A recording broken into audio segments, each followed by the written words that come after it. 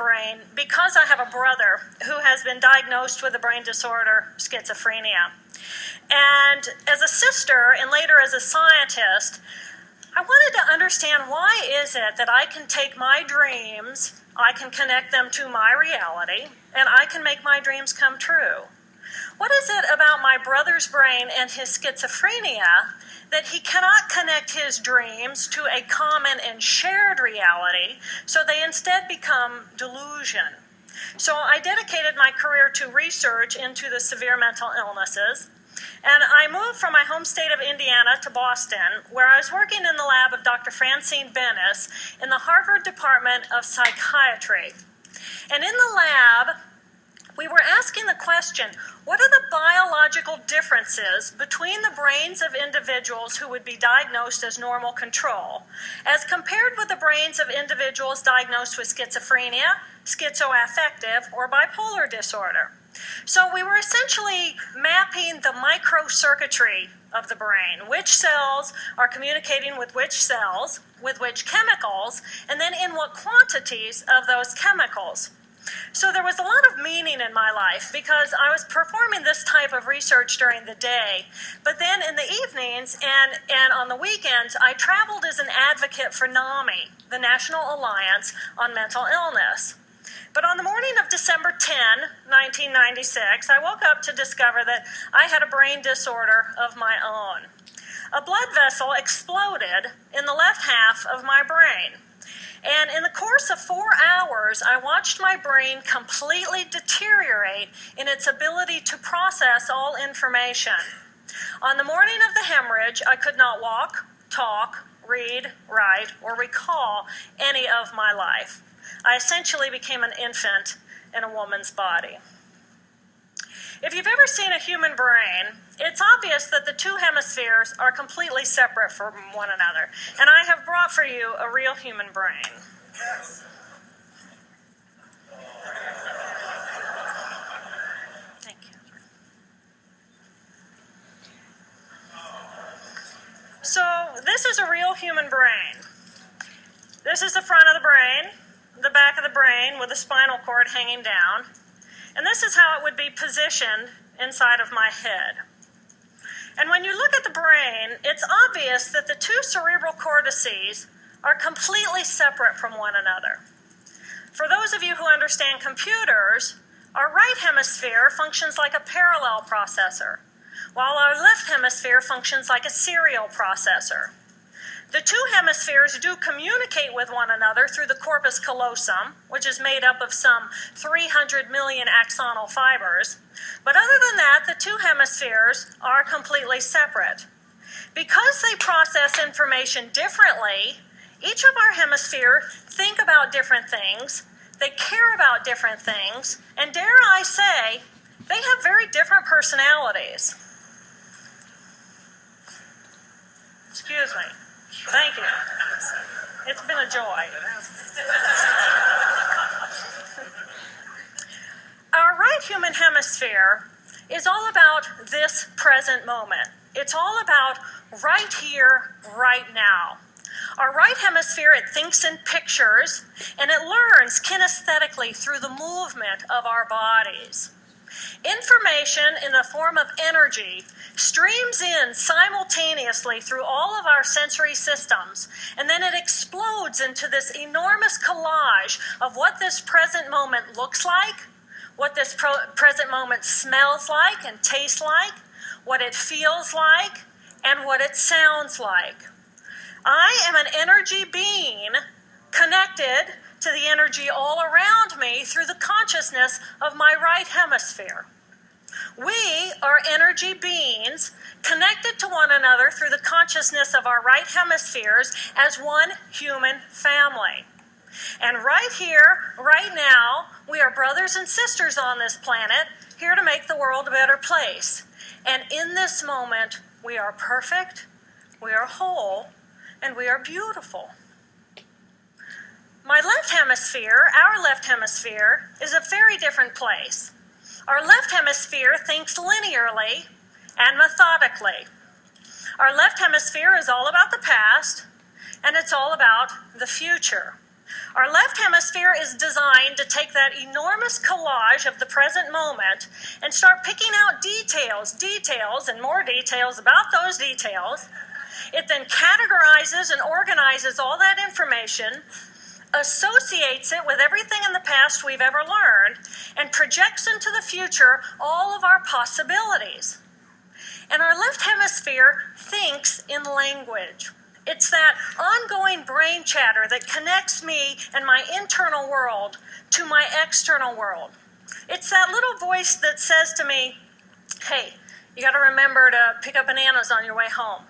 I need them in the morning. It's that calculating intelligence that reminds me when I have to do my laundry. But perhaps most important, it's that little voice that says to me, I am.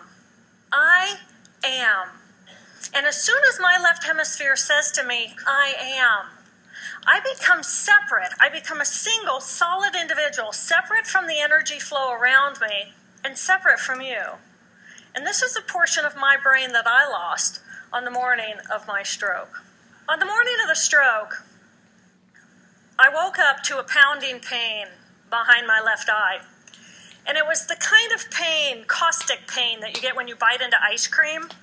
And it just gripped me, and then it released me. And then it just gripped me, and then it released me.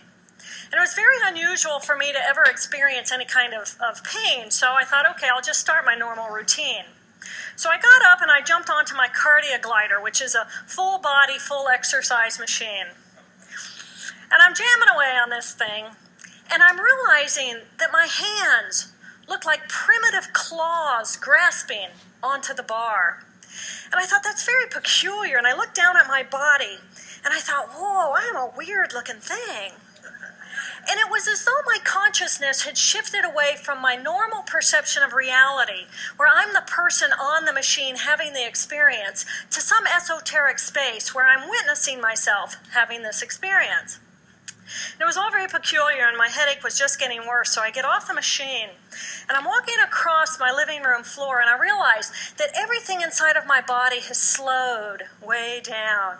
And every step is very rigid and very deliberate. There's no fluidity to my pace, and there's this constriction in my area of perception, so I'm just focused on internal systems. And I'm standing in my bathroom getting ready to step into the shower, and I could actually hear the dialogue inside of my body. I heard a little voice saying, okay, you muscles, you got to contract, and you muscles, you relax. And then I lost my balance, and I'm propped up against the wall. And I looked down at my arm, and I realized that I can no longer define the boundaries of my body. I can't define where I begin and where I end, because the atoms and the molecules of my arm blended with the atoms and molecules of the wall. And all I could detect was this energy. And I'm asking myself, what is wrong with me? What is going on? And in that moment, my brain chatter, my left hemisphere brain chatter, went totally silent. Just like someone took a remote control and pushed the mute button. Total silence. And at first I was shocked to find myself inside of a silent mind. But then I was immediately captivated by the magnificence of the energy around me. And because I could no longer identify the boundaries of my body, I felt enormous and expansive. I felt at one with all the energy that was, and it was beautiful there. And then all of a sudden, my left hemisphere comes back online, and it says to me, hey, we got a problem, we got to get some help. And I'm going, oh, I got a problem. So it's like, okay, I got a problem. But then I immediately drifted right back out into the consciousness, and I affectionately refer to this space as La La Land. But it was beautiful there. Imagine what it would be like to be totally disconnected from your brain chatter that connects you to the external world. So here I am in this space, and my job and any stress related to my job, it was gone. And I felt lighter in my body. And imagine all of the relationships in the external world and any stressors related to any of those, they were gone. And I felt this sense of peacefulness. And imagine what it would feel like to lose 37 years of emotional baggage. Oh, I felt euphoria. Euphoria. It was beautiful there. And then again, my left hemisphere comes online and it says, hey, you've got to pay attention. We've got to get help. And I'm thinking, I got to get help. I got to focus. So I get out of the shower and I'm mechanically dressed and I'm walking around my apartment and I'm thinking, I got to get to work. I got to get to work. Can I drive? Can I drive? And in that moment, my right arm went totally paralyzed by my side. Then I realized, oh my gosh, I'm having a stroke. I'm having a stroke. And then the next thing my brain says to me is, wow, this is so cool. This is so cool. How many brain scientists have the opportunity to study their own brain from the inside out? And then it crosses my mind, but I'm a very busy woman. I don't have time for a stroke.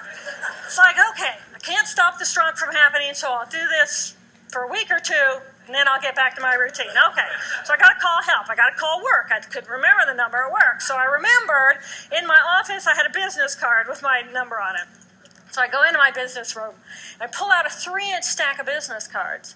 And I'm looking at the card on top. And even though I could see clearly in my mind's eye what my business card looked like, I couldn't tell if this was my card or not because all I could see were pixels. And the pixels of the words blended with the pixels of the background and the pixels of the symbols, and I just couldn't tell.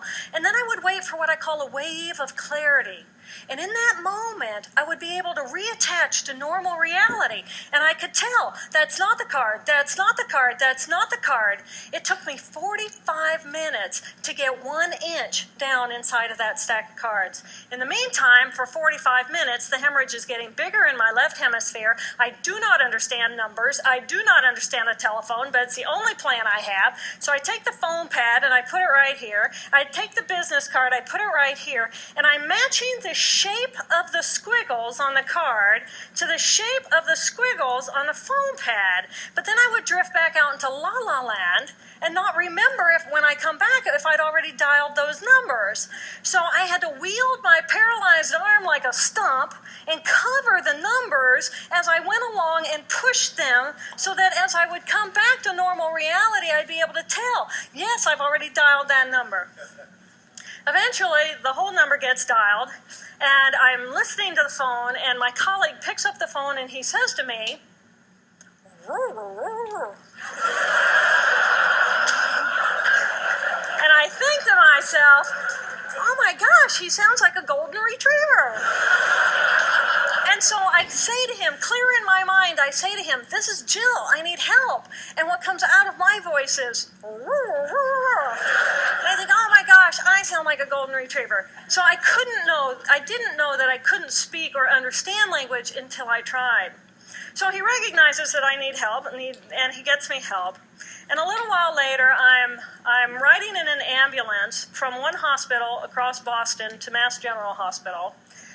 And I curl up into a little fetal ball. And just like a balloon, with the last bit of air just right out of the balloon, I just felt my energy lift and I felt my spirit surrender. And in that moment, I knew that I was no longer the choreographer of my life. And either the doctors rescue my body and give me a second chance at life, or this was perhaps my moment of transition.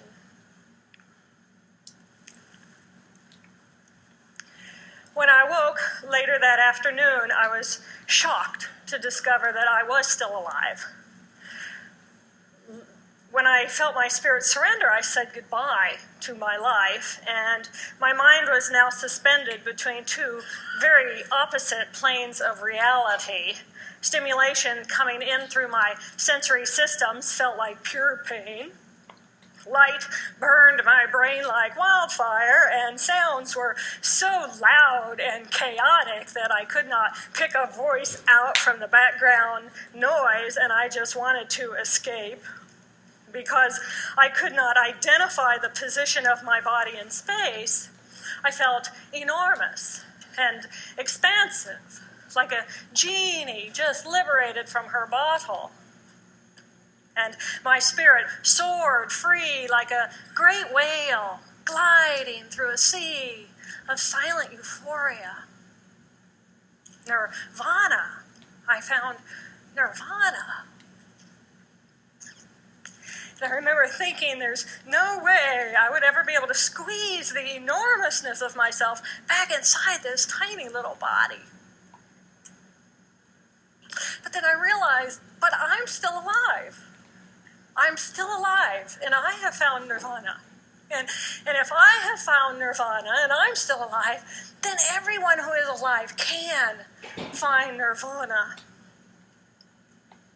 And I pictured a world filled with beautiful, peaceful, compassionate, loving people who knew that they could come to this space at any time and that they could purposely choose to step to the right of their left hemispheres and find this peace. And then I realized what a tremendous gift this experience could be. What a stroke of insight this could be to how we live our lives. And it motivated me to recover. 2.5 weeks after the hemorrhage, the surgeons went in and they removed a blood clot the size of a golf ball that was pushing on my language centers. Here I am with my mama, who's a true angel in my life. It took me 8 years to completely recover. So, who are we? We are the life force power of the universe with manual dexterity and 2 cognitive minds. And we have the power to choose moment by moment who and how we want to be in the world. Right here, right now, I can step into the consciousness of my right hemisphere where I am the life force power of the universe. I am the life force power of the 50 trillion beautiful molecular geniuses that make up my form, at one with all that is. Or I can choose to step into the consciousness of my left hemisphere, where I become a single individual, a solid, separate from the flow, separate from you. I am Dr. Jill Bolte Taylor, intellectual, neuroanatomist.